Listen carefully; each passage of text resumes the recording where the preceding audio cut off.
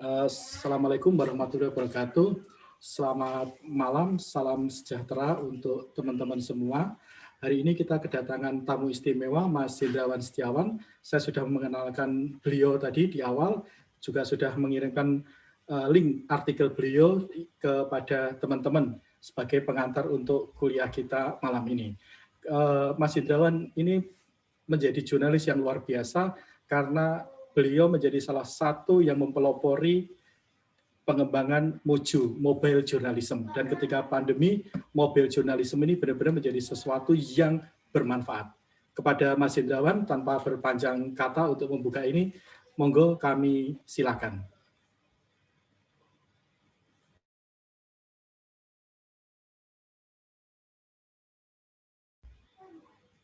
Masih mute, Mas?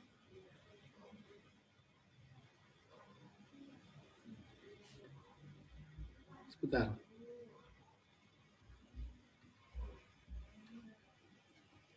Oke, Mas Hendrawan siap. Sampun, sudah Mas dia. Sama izin share screen nanti ya Mas? Sakit Mas, sudah saya jadikan co-host. Baik. Langsung aja. Baik. Bola disepak.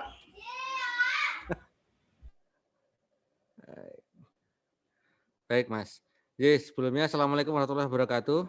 Selamat malam teman-teman semua, UMS ya Mas ya, Universitas Muhammadiyah Surakarta. Saya terima kasih diundang ke UMS ini Mas, karena ini saya merasa secara personal saya merasa dekat dengan UMS karena memang saya memang besar di Solo ya. Meskipun UMS itu masuknya di Kabupaten Sukoharjo kalau tidak salah ya. Meskipun tapi ke Sukoharjonya jauh banget gitu. Sama saya juga orang Kartosuro ya. Jadi sama-sama Sukoharjo tapi jauh banget dari dari Sukoharjonya. Baik Mas Jun, saya juga mengucapkan terima kasih karena ini diundang lagi untuk sharing tentang mobile journalism. Saya langsung izin share saja. Share screen. Cukup banyak ini ya yang ikut ya. Oops, sorry. Oke. Ya.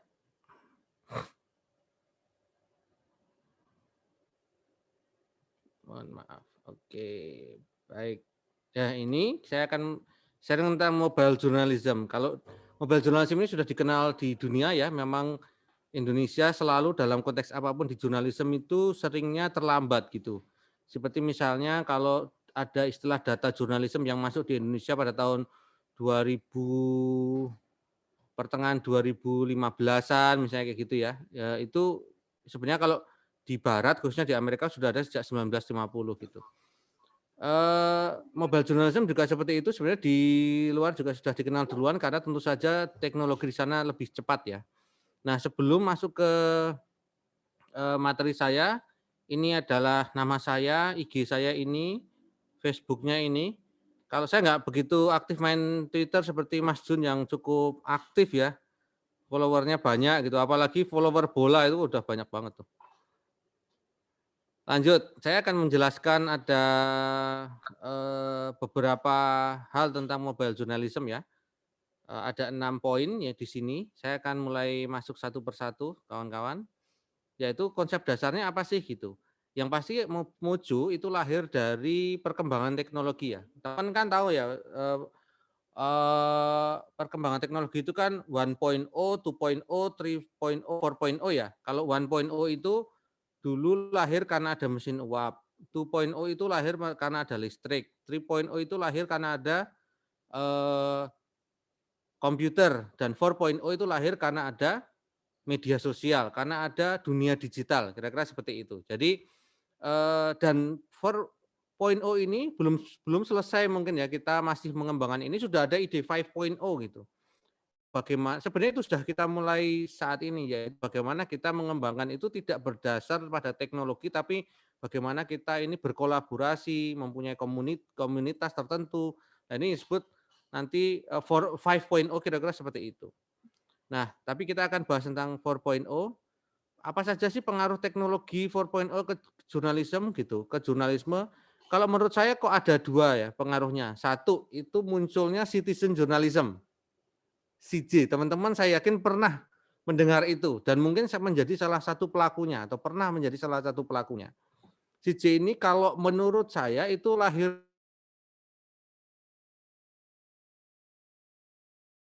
itu sekitar tahun akhir 90-an gitu ya, terus mulai berkembang 97, 98, kemudian 2000-an itu berkembang di situ. Dan kemudian ini berkembang terus sampai dengan hari ini. Tapi memang meskipun eee, ada tantangan tersendiri dari citizen journalism ya, pernah ngehits banget, tapi sekarang meskipun masih ada pelakunya, tapi memang tidak se-hype-nya gitu, vibes-nya itu kalau anak-anak kekinian, itu enggak seperti dulu.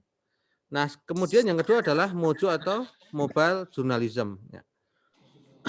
Kalau kita definisikan gitu, kalau membaca definisi dari berbagai macam jenis itu sebenarnya macam-macam ya. Ada yang menyebut mobile journalism itu dengan menggunakan istilah yang berbeda gitu, misalnya smartphone journalism atau phone journalism dan sebagainya. Karena memang basisnya adalah dengan menggunakan gadget atau gadget gitu ya, atau gawai kalau kita menggunakan istilah hari ini di dalam KBBI ya. Jadi, tapi kalau menurut saya gitu, Mojo itu apa sih? Mojo itu seperti apa ya, konsentrasi jurnalisme gitu ya. Konsentrasi jurnalisme, kan kita tahu jurnalisme itu macam-macam, ada jurnalisme lingkungan, apa ya, jurnalisme gender, kemudian ada jurnalisme data dan sebagainya. Nah, ini jadi suatu konsentrasi tersendiri ya. Jadi, eee, konsentrasi jurnalisme ini itu dipengaruhi ada perkembangan teknologi digital. Karena 4.0 kan, baik hardware maupun software, dan ini kemudian mengubah cara jurnalis dalam bekerja. Bekerjanya itu apa saja? Mengumpulkan berita atau news gathering dan juga memproduksinya atau news production istilahnya ya, atau memproduksi berita. Jadi memang ini yang paling dekat dengan jurnalisme seperti ini adalah tentu saja kawan-kawan online karena biasanya mereka eee, sering menggunakan teknik ini. Tapi jangan lupa bahwa sebenarnya ini bisa digunakan multi platform, artinya bisa dengan menggunakan platform media yang berbeda-beda, mau dari cetak kek, radio kek, online, kemudian TV, semua bisa menggunakan mobile journalism. Nah, persamaan antara keduanya tadi ya, citizen journalism dan mobile journalism itu apa? Persamaannya pada prosesnya, prosesnya ya. Nah, jadi ada orang yang melakukan news gathering atau melakukan peliputan atau menggather atau mengumpulkan berita, kemudian masuk di redaksi sebuah berita, redaksi sebuah media, lalu kemudian diunggah atau dipublikasi di media tersebut. Ya, kira-kira seperti itu. Basisnya relatif sama, tapi perbedaannya sebenarnya pelakunya itu jelas berbeda. Pelaku dan pola redaksinya itu berbeda. Pertama begini, kalau citizen journalism, namanya aja juga citizen, pelakunya jelas publik, ya, masyarakat. Liputannya sih mungkin relatif sama ya, gitu. Hanya mungkin tekniknya yang berbeda, tapi pengambilan gambar, pengambilan video, pengambilan foto, ini relatif sama gitu ya. Pengambilan informasi termasuk ya sama. Tapi di sini ada problem etika. Kenapa seperti itu? Karena biasanya publik itu kan ngambilnya masyarakat tuh udah asal ambil aja gitu. Tidak memikirkan misalnya ada foto atau visual yang berdarah-darah, visual yang tidak layak, yang kemudian misalnya korban kekerasan seksual kemudian dimunculkan wajahnya. Kalau orang tidak memiliki basis etika, itu mereka pasti nggak memikirkan hal tersebut. Nah, itu kemudian timbul problem etik ketika nanti ini disampaikan kepada publik. Nah, ketika itu terjadi maka urusan edit di redaksi atau istilahnya gatekeeping ya, yang menjadi gatekeeper itu harus bekerja ekstra lebih keras lagi karena apa? Jangan sampai ketika ini dipublikasikan ke masyarakat, ini akan ada pelanggaran etika yang terjadi. Lanjut teman-teman. Nah, kalau Mojo itu dilakukan namanya juga mobile journalism, maka pelakunya adalah mobile journalist. Artinya ini memang basisnya jurnalis. Seharusnya ya, sebelumnya memiliki dasar etika dan teknis yang lebih daripada publik karena memang meskipun masuk ke dunia ini memang bisa dilakukan oleh berbagai macam jenis latar belakang pekerjaan, termasuk saya misalnya, latar belakang pendidikan seperti saya misalnya. Saya basisnya pendidikannya teknik arsitektur UGM gitu. Kok bisa masuk di sini? Ya, itu perjalanannya panjang. Tapi ini memang bisa diakses oleh berbagai macam jenis latar belakang pendidikan. Nah, ketika masuk ke sini, kemudian kita harus belajar etika, teknis, dan sebagainya supaya itu memenuhi syarat untuk di-share kepada publik. Sehingga kerja-kerja redaksi, proses gatekeeping-nya gitu, proses menyaring informasi supaya ini layak dan beretika kepada publik, ini menjadi lebih ringan. Lanjut teman-teman. Namun keduanya punya tujuan yang sama ya. Menurut saya tujuannya adalah good quality journalism. Kelemahan jurnalis adalah dia tidak bisa di saat yang setelah kejadian dia berada di lokasi itu hampir mustahil kecuali dia memang pas sedang berada di situ, beruntung ada di situ. Tapi publik bisa berada di situ. Kira-kira seperti itu.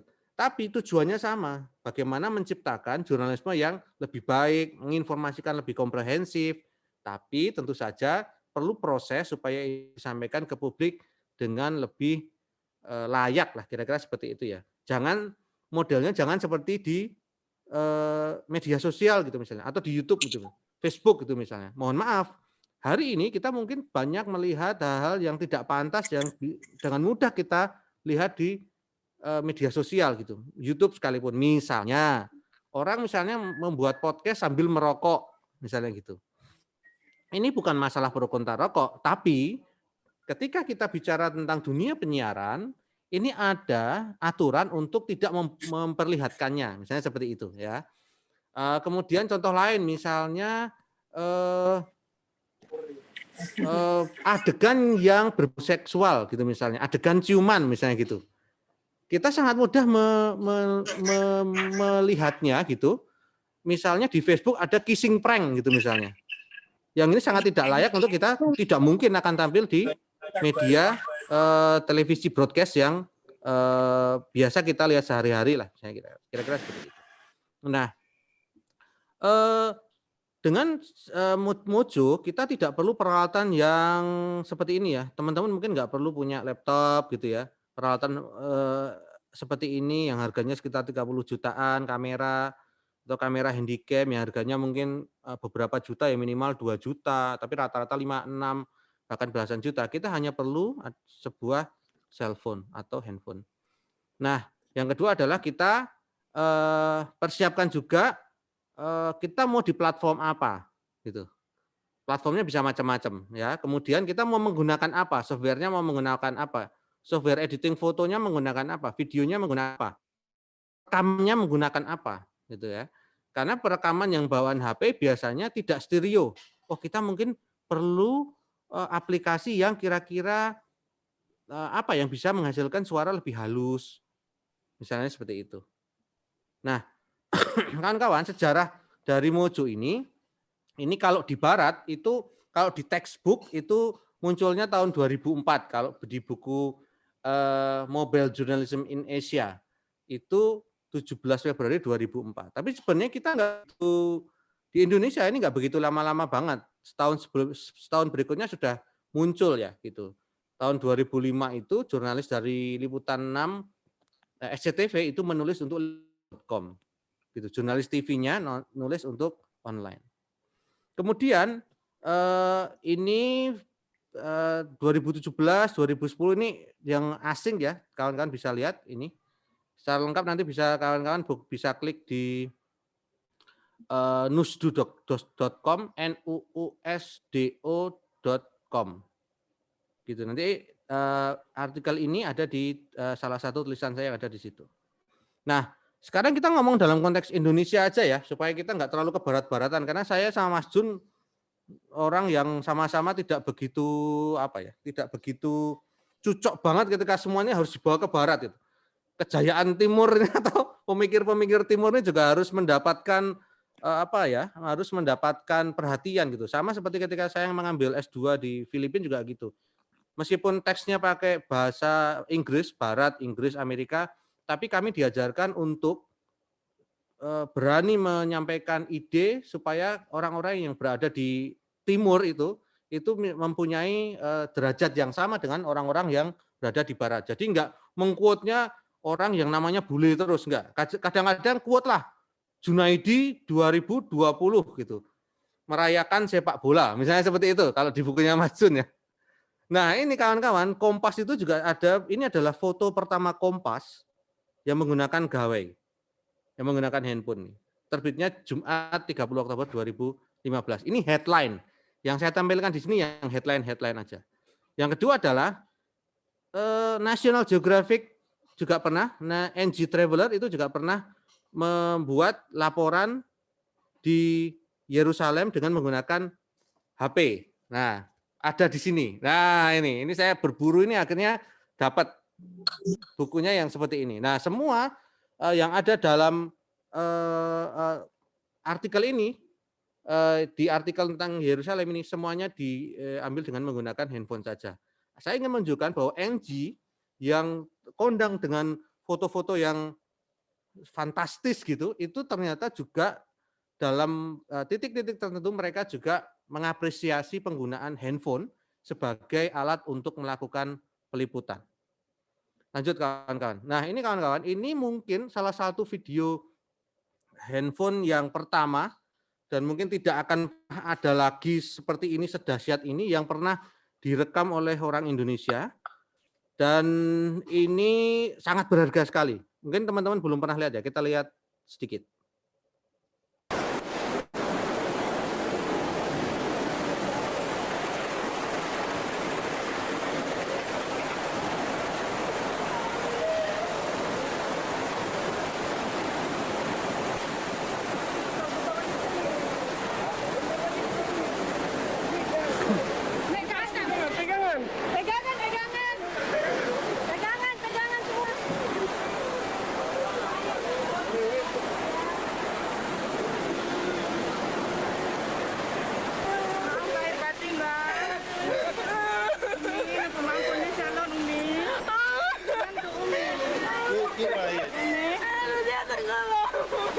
Bang, pegangan di sini.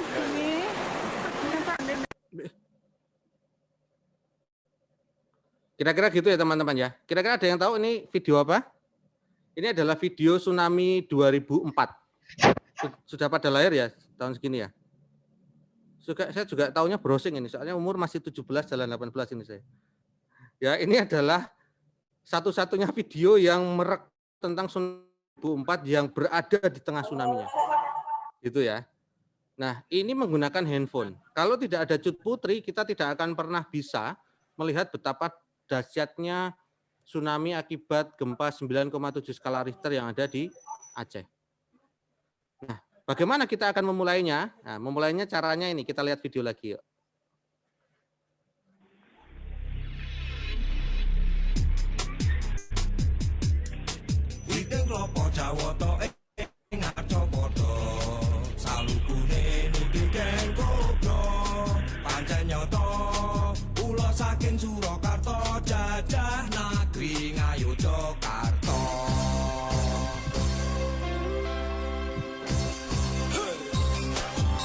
These people gather in my favorite place in my hometown, Jogja. Of all beautiful and fancy places in Intayu City, kawasan 0 km or kilometer zero area is the place where I used to spend my time to hang out. People use these concrete benches to do their activities. From this area, I learned how to understand others because humans are different. Oke, kawan-kawan, ini saya nggak akan putar semua ya beberapa video yang ini. Ini adalah video karya pertama saya Mojo ya tahun 2010 gitu. Ini adalah bagian dari materi kuliah tentang new media yang saat itu sedang banyak dibahas gitu. Ini adalah karya S2 saya. Ini ngambilnya pakai apa sih teman-teman? Ini teman-teman. Nokia N2730 ya videonya yang direkam dengan menggunakan netbook. Netbook itu di bawahnya laptop saat inilah ya yang paling sederhana, dan kemudian direkam dengan menggunakan earphone murahan harga 25.000. Jadi nggak ada kan teman-teman yang sekarang handphonenya kayak gini kan, yang kayak Nokia N2730 ini. Kalaupun ada yang bilang, oh mas saya masih ada gitu misalnya. Nah, itu sebenarnya mau sombong aja gitu. Karena itu biasanya HP-nya 2. Yang satu model touchscreen gitu ya, yang sekarang model dilus-lus, tapi yang sekarang model ini gitu. Biasanya seperti itu. Ya, jadi mobile journalism itu tidak kemudian membuat kita harus punya peralatan yang mahal, tapi dengan peralatan sederhana pun bisa dilakukan. Kalau bahasa saya adalah, it's not about the gun, but it's more about the person behind the gun. Ini bukan masalah senjatanya, tapi siapa yang mengoperasikan senjata itu. Kira-kira seperti itu, kawan-kawan. Nah, ini ya. It's not about the gun, but it's more about the person behind the gun. Karya saya yang gambarnya katrok tadi itu lebih diapresiasi daripada gambar karya kawan saya menggunakan kamera DSLR, tapi dia tidak bisa cara menggunakannya, nggak bisa ngeditnya, gitu ya. Jadi gunakan peralatan yang ada itu sudah cukup. Nah, ini kawan-kawan, saya akan putarkan yang ini. Monggo.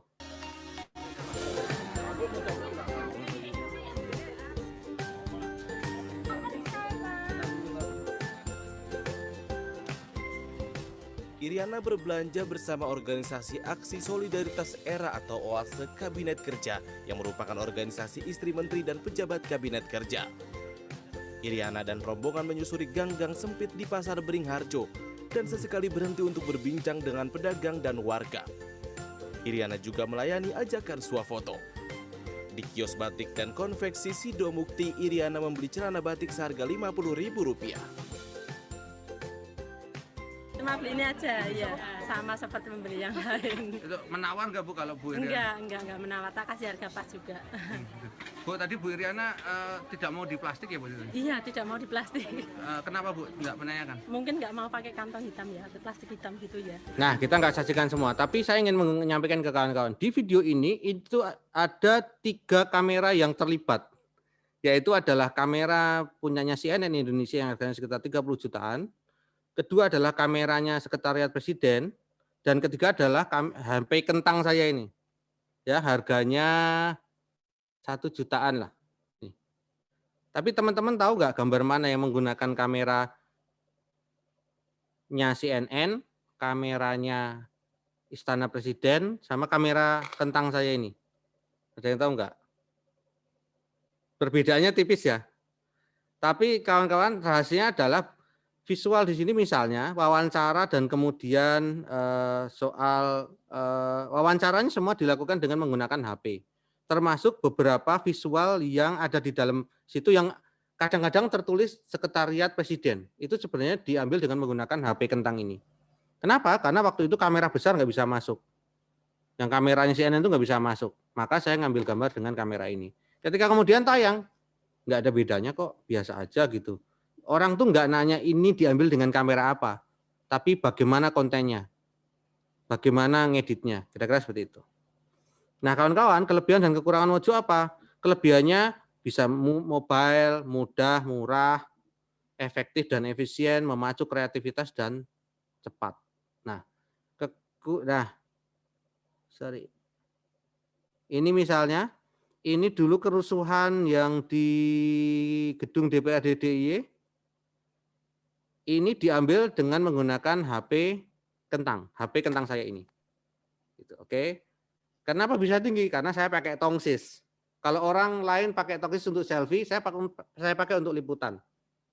Gitu. Ini kan berbeda ya. Artinya ini punya barang yang sama tapi akhirnya saya bisa mengambil pada level yang lebih tinggi dibanding level yang kamera bisa ngambil. Kalau kameranya CNN cuma bisa setinggi mata manusia, tapi dengan tongsis saya bisa lebih tinggi lagi gitu. Ya udah nyalain aja. Nah, saya dapat visual yang lebih baik.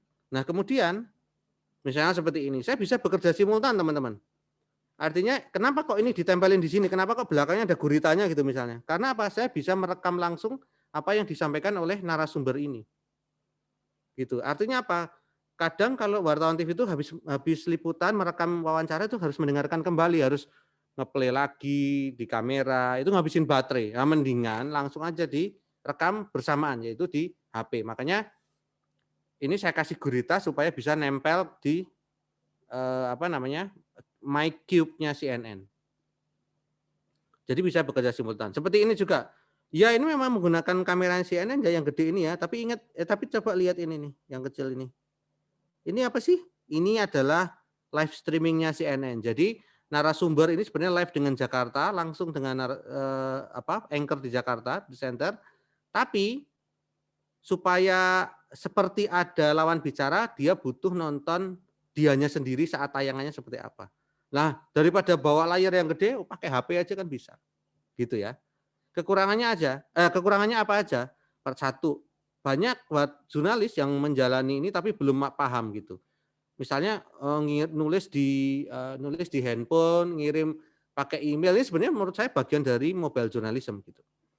Kemudian belum diserap industri secara utuh gitu. Kadang industri televisi maunya pakai kamera yang bagus. Iya, dalam situasi tertentu memang iya gitu. Tapi sebenarnya sekarang coba teman-teman lihat, malah industri itu malah sekarang jadi suka ngelihat hal-hal viral yang diambil dari kamera yang sederhana, dari kamera handphone aja misalnya gitu ya.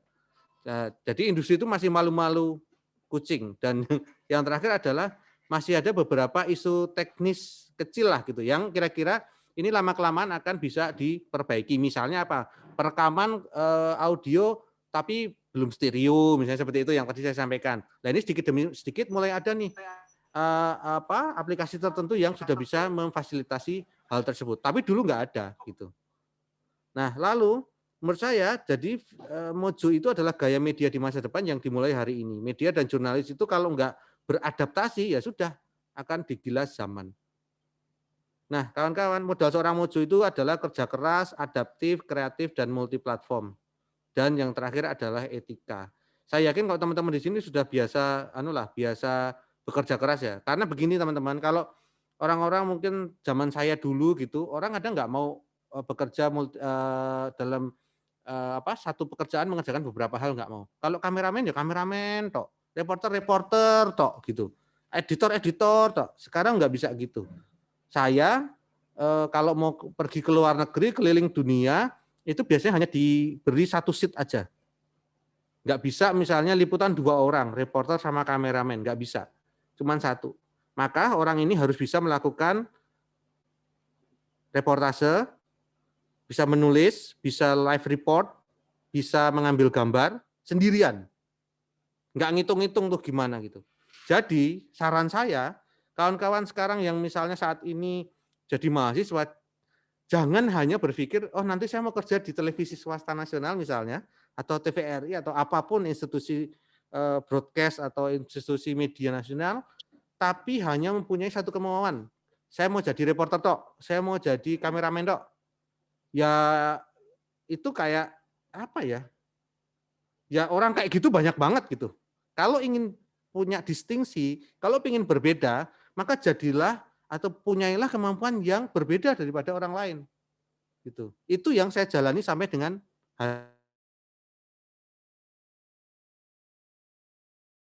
itu apa sih? Jadi begini, saya sering ditanya, jadi Mojo itu apakah selalu soal video, soal foto? Enggak gitu.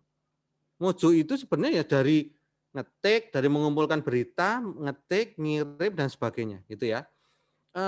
Misalnya mengirim berita misalnya, kalau dulu bisa lewat email, tapi dulu itu ngirim berita itu hanya attach di email Google gitu misalnya. Tapi kan jumlahnya cuma 25 mega ya. Nah, kalau ngirim 100 mega gimana? Maka ada namanya FTP, File Transfer Protocol, dan seterusnya dan seterusnya. Bahkan sebenarnya dalam konteks breaking news misalnya, media TV nasional gitu misalnya, mereka itu tidak membutuhkan gambar yang bagus-bagus banget, asal ada gambarnya. Artinya dikirim lewat WhatsApp aja itu bisa diterima. Gitu ya. Jadi ini tergantung kontennya kok gitu. Kadang kalau teman-teman lihat berita viral, informasi viral, itu gambarnya kualitasnya jelek, tapi isinya bagus gitu. Seperti gambarnya Cut Putri tadi, itu gambarnya goyang-goyang, kualitasnya jelek gitu ya, resolusinya jelek. Tapi itu adalah satu-satunya video yang menggambarkan bagaimana orang berada di tengah tsunami terbesar. Ya, itu cuman ada itu gitu. Nah, karena ini tidak mengubah cara berita ditulis, maka kemampuan menulis itu juga sebenarnya tidak berubah. Itu artinya dilatih terus. Jadi teman-teman di sini semester berapa nggih? Aduh, saya kok lupa nanya ya. Semester 5, 6, 3? Berapa Mas? Semester 6, Mas. Oh, semester 6. Baik. Kalau semester 6 pasti sudah belajar tentang 5W1H. Iya kan? Pasti sudah belajar dasar-dasar jurnalistik dan sebagainya. Dan yang penting adalah jangan lupa wawancara ya. Kira-kira seperti itulah. Karena apa yang membedakan pekerjaan ini dengan pekerjaan lainnya adalah konfirmasi gitu ya.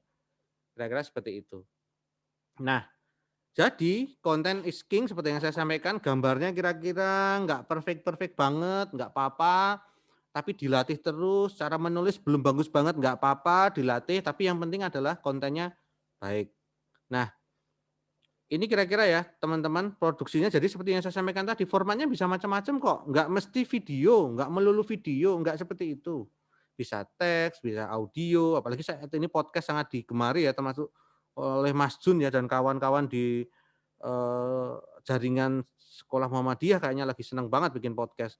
Saya pun hari ini Mas Jun juga sama, barusan selesai bikin podcast terus pulang nih langsung mulai ini gitu, dan besok akan memproduksi lagi. Kira-kira seperti itu. Nah, terus ini kira-kira ini istilah saya bagaimana kita memahami handphone kita gitu. Ketika kita memiliki handphone, kita pahami apa saja sih yang dibutuhkan gitu. Bagaimana posisi-posisinya, bagaimana apa saja software yang dibutuhkan. Software yang dibutuhkan itu jangan ditaruh di halaman di desktop ketiga atau keempat di handphone kita gitu. Harus ada di depan. Karena apa? Karena kita butuh kecepatan. Pastikan storage-nya besar, cukup. Jangan sampai ketika merekam, saya pernah banget lah itu, merekam, bagus gitu, tiba-tiba kehabisan storage gitu ya. Nah ini sangat menyebalkan gitu. Kemudian bagaimana kita belajar tentang aspek rasio, bagaimana kita belajar tentang kamera video itu resolusinya seperti apa, hal-hal sepele misalnya ini kalau kita mau wawancara itu harus menekan kameranya dulu di HP supaya bisa fokusnya tidak bergerak-gerak, jadi supaya gambarnya nggak kayak ager-ager gitu, maju mundur kayak ager-ager di towel tuh tweng gitu kan, maju mundur kan sering kita mengalami seperti itu ya. Itu terjadi karena cahayanya tidak merata gitu. Atau ini nih tombol merah itu, tombol rekam record itu jangan lupa bahwa itu adalah bagian dari visual frame kamera kita, karena kadang kita melihat ini tidak ada di frame, jadi gambar kita nanti cenderung ke kiri atau ke kanan misalnya untuk foto maupun video. Yang terakhir adalah bagaimana kita ketika kita bisa menggunakan HP kentang nih ya, minimal teman-teman sekarang ya carilah yang kalau mau beli HP minimal yang RAM-nya 3 gitu ya. Kalau RAM 2 itu udah janganlah gitu ya. Jadi selemah-lemah iman, nah itu belilah HP dengan RAM 3 gitu, 3 GB gitu ya, supaya masih bisa menggunakan aplikasi-aplikasi yang diinginkan. Kemudian lama-kelamaan dipegang dulu nggak apa-apa, dipegang dulu atau mau pakai rig gitu nggak apa-apa gitu. Tapi lama-kelamaan ya belilah tripod, belilah phone holder. Biasanya kalau kita sudah biasa mengambil video gitu misalnya dalam konteks video ya, kita akan tahu ini kalau audionya nggak begitu jelas ya lama-kelamaan belilah mikrofon, power bank, saya kayak gitu ya. Kira-kira seperti itu. Nah, belilah lampu, lama-lama belilah lensa, lalu belilah gimbal, misalnya kira-kira seperti itu. Nah, kawan-kawan, ada 2 jenis mahasiswa yang saat kita membuat karya jurnalistik ya, itu ada 2 jenis mahasiswa. Pertama, satu mahasiswa yang belum tahu cara atau teknik storytelling itu seperti apa. Yang kedua adalah mahasiswa yang sudah jago banget ngambil gambar, sudah bisa sinematik dan sebagainya, tapi itu tidak cukup untuk mendeliver atau menyampaikan sebuah cerita. Maka ini tentu saja akan lahir dari teman-teman melakukan latihan terus. Satu, kedua adalah mencari referensi ya. Teman-teman kan mahasiswa tentu saja sekarang kan suka ngelihat apa gitu ya, nyari ide-ide ya bisa di bisa di Pinterest gitu misalnya, nyari apapun di YouTube dan sebagainya. Nah, banyak-banyaklah mencari referensi kalau nanti misalnya saya akan membuat jurnalistik itu seperti apa. Karena sebenarnya berita jurnalistik itu nggak butuh sinematik banget, gitu. Gambarnya sederhana aja, nggak usah bergerak terus gambarnya. Jadi kayak foto, diem aja gitu. Tapi yang penting dia bisa menceritakan story yang ada di cerita kita atau di berita kita. Dan jangan lupa kelemahan mahasiswa biasanya suka nggak enak ketika wawancara gitu. Kalau wawancara kan biasanya ukurannya segini ya teman-teman ya. Close up, kepala sampai dada gitu. Tapi biasanya mahasiswa ngerasa nggak pede ketika mau wawancarai dalam jarak kamera yang sangat dekat seperti ini. Karena kan kalau mau close up kira-kira jaraknya sekitar 50 cm gitu maksimal ya, segini gitu. Itu teman-teman kadang nggak apa ya, belum pede lah. Jadinya ngambil jarak yang jauh dari kepala sampai pinggang atau medium shot, tapi audionya kecil. Jadi meskipun omongannya bagus, tapi tidak jelas, misalnya seperti itu.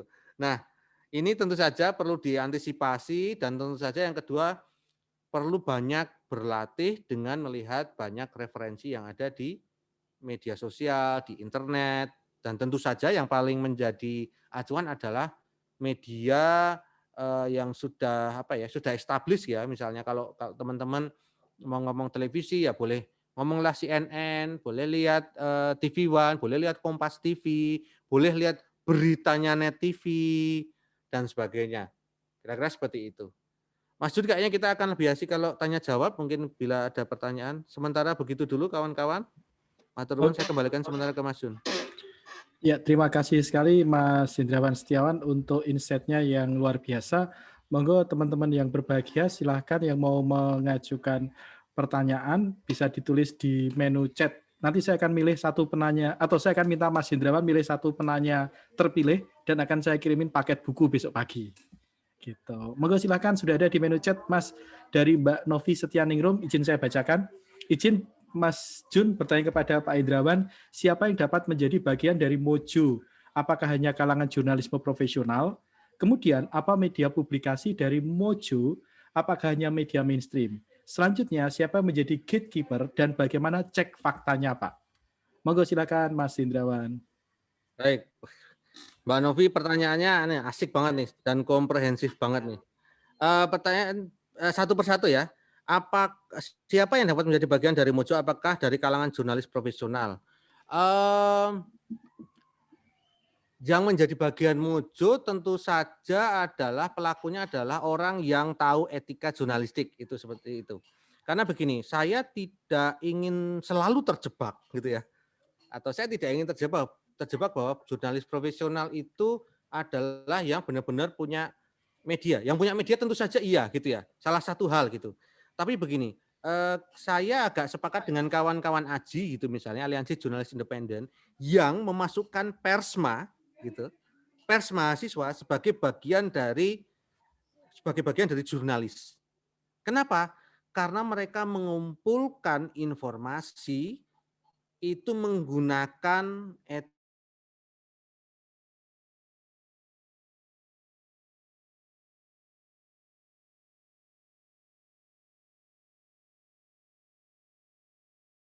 melakukan wawancara, konfirmasi seperti jurnalis, seperti profesi jurnalis ya, itu bisa masuk di situ gitu ya.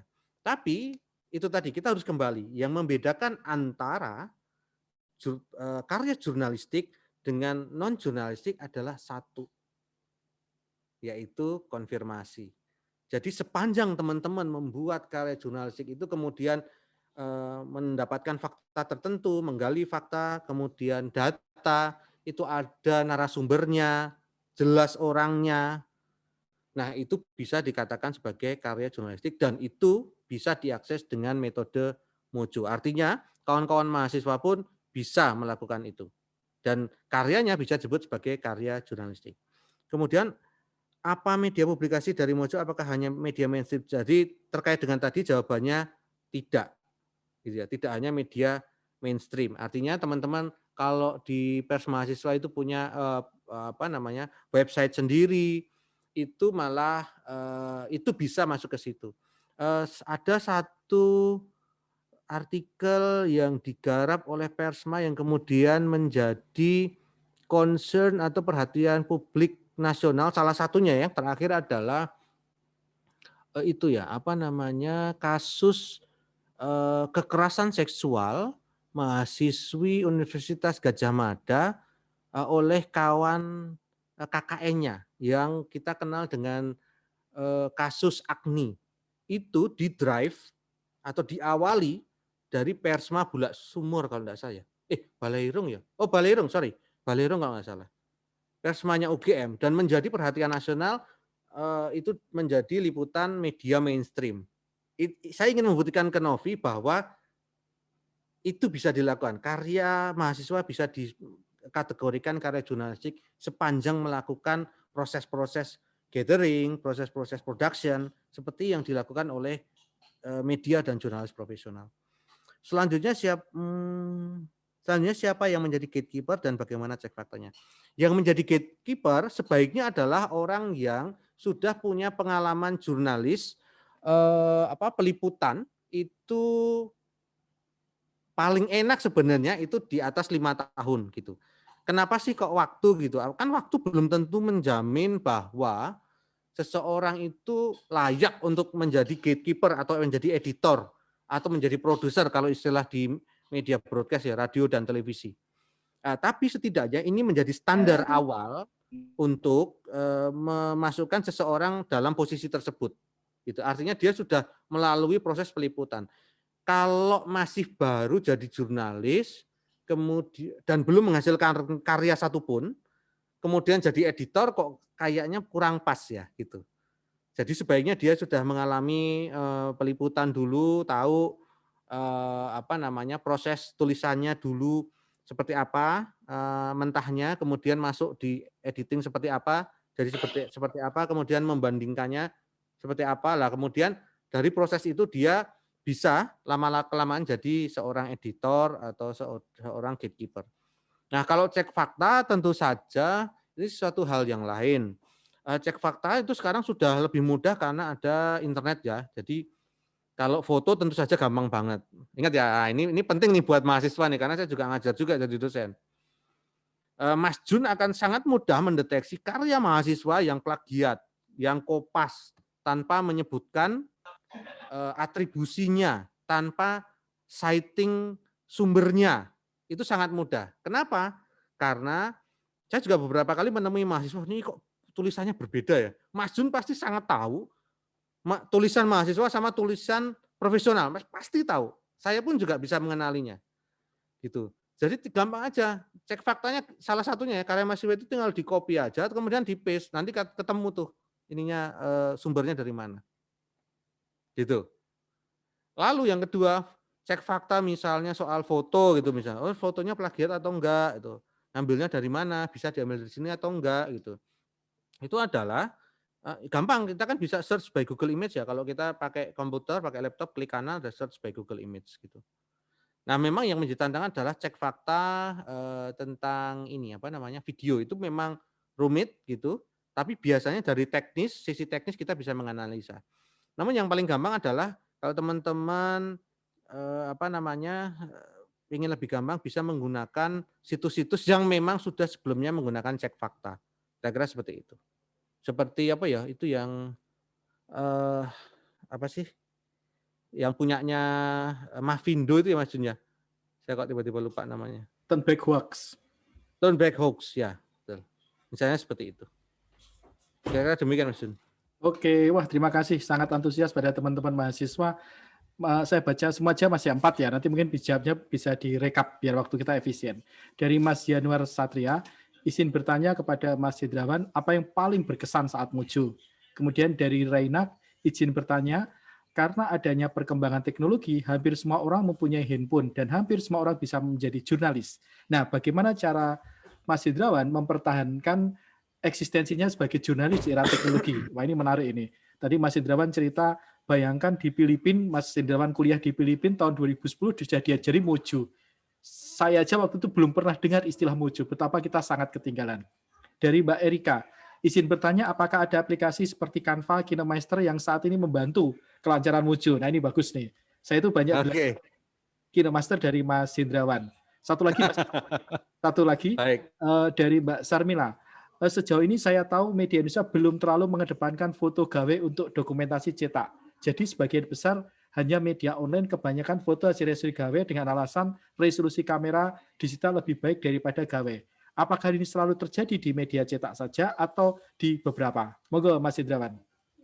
Baik, saya juga coba jawabnya agak padat ya. Untuk Mas Januar, hal apa yang berkesan saat Mojo? Hal yang berkesan saat Mojo adalah ketika kita bisa menggunakan gawe saja untuk bisa membuat berita, sementara orang lain terlalu ribet dengan peralatannya, padahal sebenarnya kita bisa bikinnya dengan cara yang sangat mudah. Udah itu. Gitu. Jadi saya mungkin belum share ya, saya sering banget moto orang liputan pakai HP, yang satunya kamera gede profesional yang 30 juta gitu misalnya. Saya sering suka moto itu gitu. Karena apa? Karena yang kamera gede ini prosesnya ribet banget. Habis itu harus buka laptop, editing dan sebagainya. Tapi dengan Mojo, habis liputan langsung editing, langsung kirim gambar, selesai. Gitu. Saya pernah melakukan itu gitu soalnya. Gitu. Yang lain harus pergi kemana, ke warnet dulu, kesuwen nih. Kira-kira seperti itu. Itu yang paling berkesan. Tapi yang lebih berkesan secara umum dalam jurnalisme adalah ketika liputan kita itu membawa dampak kepada masyarakat. Itu yang paling paling berkesan. Yang kedua tadi apa? Hampir semua orang. Bagaimana cara mempertahankan eksistensi? Cara mempertahankan eksistensi itu ada dua menurut saya. Satu yang tidak bisa ditawar adalah mempertahankan soal etika jurnalistik. Satu itu nggak bisa ditawar, gitu ya. Karena profesi ini yang disebut profesi itu pasti salah satu syaratnya adalah ada etika. Ketika melanggar etika selesai. Gitu. Yang kedua adalah bagaimana kita mempunyai kemampuan yang khusus terhadap isu-isu tertentu. Kalau menurut saya seperti itu. Saya cukup sedih ya. 1-2 hari yang lalu saya liputan di Polda DIY. Alhamdulillah tapi nggak ada 3 mahasiswa magang. Alhamdulillah nggak ada yang dari Universitas Jaringan Muhammadiyah. Tapi di situ mereka liputan dan melihat Humas Polda DIY memberikan amplop kepada wartawan. Dan wartawannya ada yang nerima, ada yang tidak. Gitu. Buat saya itu cara yang salah itu korup gitu, itu cara yang koruptif banget itu loh. Dan itu disajikan oleh institusi negara di depan mata mahasiswa gitu, yang mereka masih pure banget. Mereka menganggap itu mereka bisa menganggap itu suatu kebenaran gitu loh. Itu kan ironis banget gitu. Saya mau memanggil mereka terus mau ngasih tahu tapi kok nggak ada waktu yang tepat. Gitu. Lah misalnya seperti itu, etika itu penting banget, jangan sampai dilanggar. Kira-kira seperti itu. Lalu berikutnya adalah itu ya cara supaya kita tetap bisa bertahan di era Mojo gitu. Kemudian aplikasi yang membantu. Nah, banyak sebenarnya teman-teman dan saya yakin biasanya teman-teman sudah biasa pakai. Ya, misalnya kalau buat foto kan ada Snapseed, kemudian ada Lightroom, itu bisa digunakan.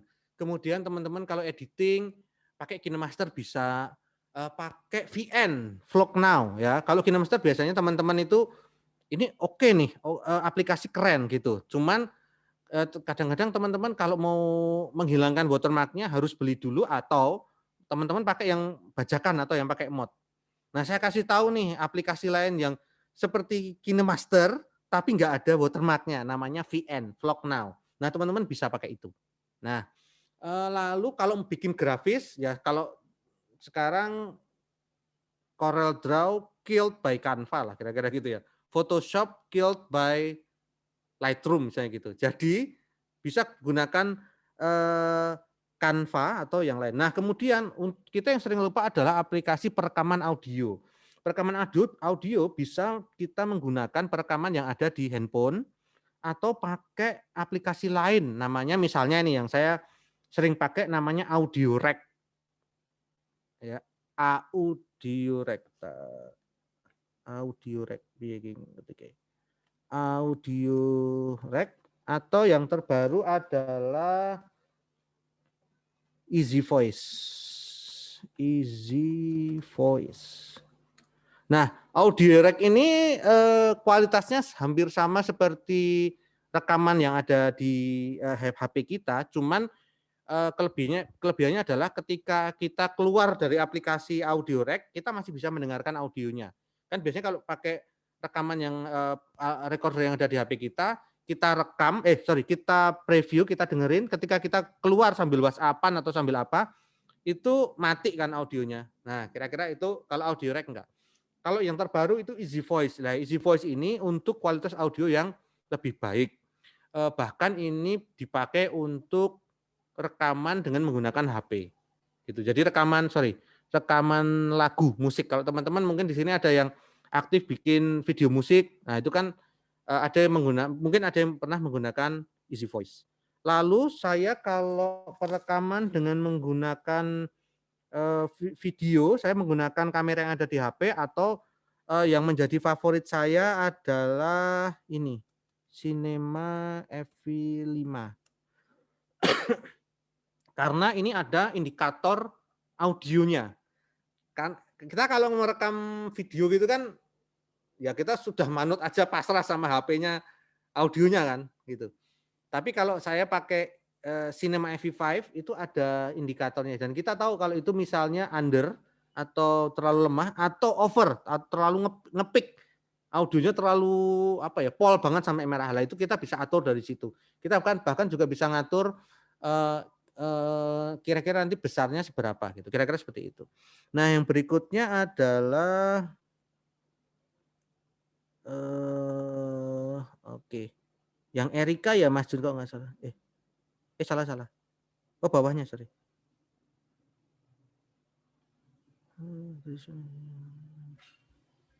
Oh iya, isu tentang kamera gawai itu dia. Apa Oh iya, jadi memang begini. Saya sih melihat kenapa industri media itu tidak tidak langsung buru-buru menggunakan kamera handphone itu ada dua hal. Satu, memang kamera-kamera tertentu profesional yang sudah pertama saya harus melihatnya dari sisi politik ekonomi media. Artinya media sudah mengeluarkan modal nih untuk mengadakan peralatan yang dengan harga yang mahal gitu. Kalau mereka tiba-tiba switch ke handphone, maka banyak modal yang kemudian jadi yang kemudian tidak digunakan gitu. Misalnya di CNN ada juga ada seperti itu. Jadi alat yang kemudian udah old school banget, terus jadi nggak dipakai gitu. Padahal ini harganya mahal banget. Nah, ini kan jadi problem. Tapi kamera dengan menggunakan handphone ini sebenarnya sudah bisa diterima kok gitu. Bahkan kan sebenarnya kamera di handphone itu untuk beberapa kamera, terutama yang baru-baru, itu bisa lebih bagus gambarnya dari kamera handycam kan. Misalnya seperti itu. Bahkan teman saya di Jogja juga udah liputan dan menggunakan menggunakan HP daripada mereka menggunakan handycam. Jadi memang ini tidak hanya menjadi permasalahan di media cetak saja, tapi sebenarnya sudah menjadi permasalahan di industri media lintas platform. Kira-kira seperti itu. Ada lagi Mas Jun? Oke, terakhir Mas. Izin dari Mas Alfian, ini pertanyaan pamungkas pas banget ini. Izin bertanya Mas, bagaimana penerapan mobile jurnalisme pada media serta tantangan Mojo untuk menjangkau kebutuhan audiens? Oke. Baik, sebenarnya penerapan mobile journalism itu di media sama sebenarnya seperti ketika kita menggunakan peralatan lain gitu. Hanya saja ini kita menggunakan handphone aja gitu. Jadi ini yang kemudian yang harus kita eskalasi atau yang harus kemampuan yang harus kita tingkatkan adalah bagaimana cara menggunakannya dan kemudian teman-teman harus adaptif untuk mengulik berbagai macam hardware maupun software yang bisa memudahkan pekerjaan ini gitu.